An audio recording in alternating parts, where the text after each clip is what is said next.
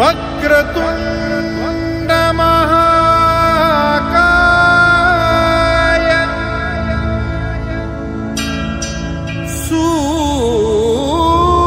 सूर्यकोटि समप्रभा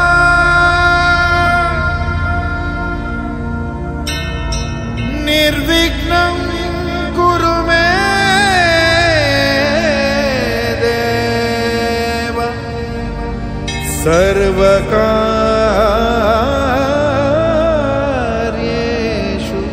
सर्वदा।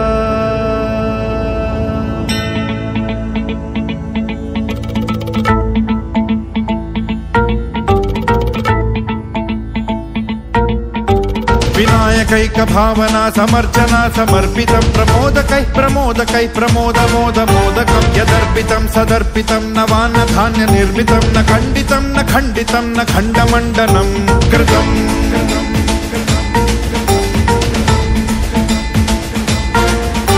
सजातिकृत विजातिकृत स्वनिष्ठभेदवर्जितं निरञ्जनं च निर्गुणं निराकृतिं ह्यनिष्क्रियं सदात्मकं चिदात्मकं सुखात्मकं परं पदं भजामि तं गजाननं स्वमाययात विग्रहम्।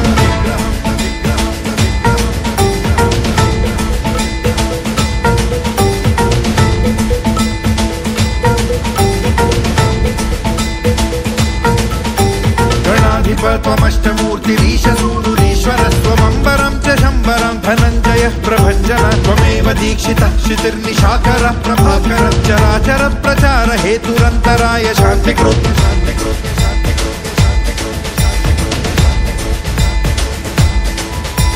अनेकदन्तमालनीलमेकदन्तसुन्दरं गजाननं नमो गजाननामृताभिचन्दिरं समस्तवेदवादसत्कलाकलापमन्दिरं महान्तराय कृत्तमूर्खमाश्रितोन्दुरूपरम्।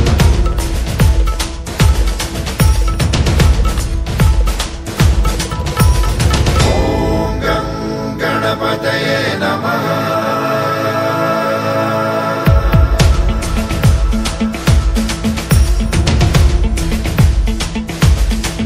नमामि तं विनायकम्।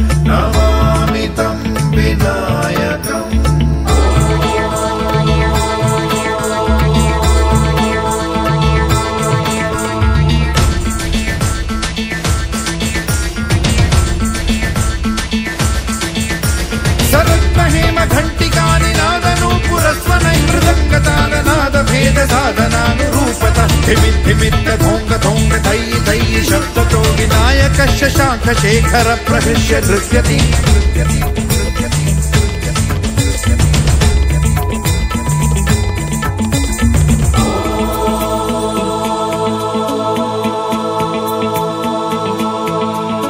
सदा नमामि नायकैकनायकं विनायकं कलाकलापकल्पनानिदानमादिपुरुषं गणेश्वरं गुणेश्वरं महेश्वरात्मसम्भवं स्वपादपद्मसेविनामपारवैभवप्रदम् भजे प्रचण्डतुन्दिलं सदन्दशूकभूषणं सनन्दनादिवन्दितं समस्तसिद्धसेवितं सुरासुरौखयो सदा जयप्रदं भयप्रदं समस्तविघ्नघातिनं स्वभक्तपक्षपातिनम्।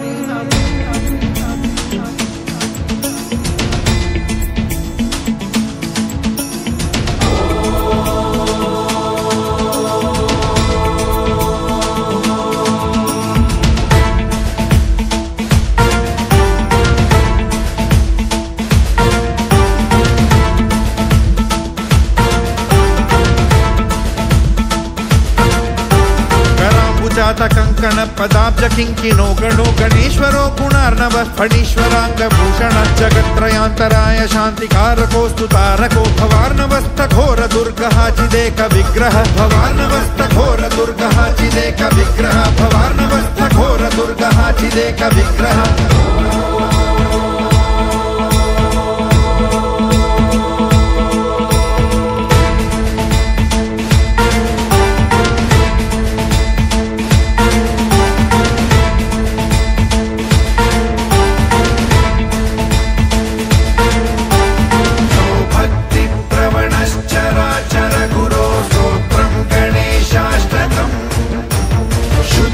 संयतचेतसा यदि पठेत् नित्यं त्रिसन्ध्यं पुमान् तस्य श्रीरघुरा स्वसिद्धिसहिता श्रीशारदा सर्वदा स्यातां तत्परिचारिके किल तदाका कामनानां कथा स्यातां तत्परिचारिके किल तदाका कामनानां कथा स्यातां तत्परिचारिके किल तदाका कामनानां कथा इति श्रीरुद्रयामलोक्तो गणेशस्तवराजः सम्पूर्णः।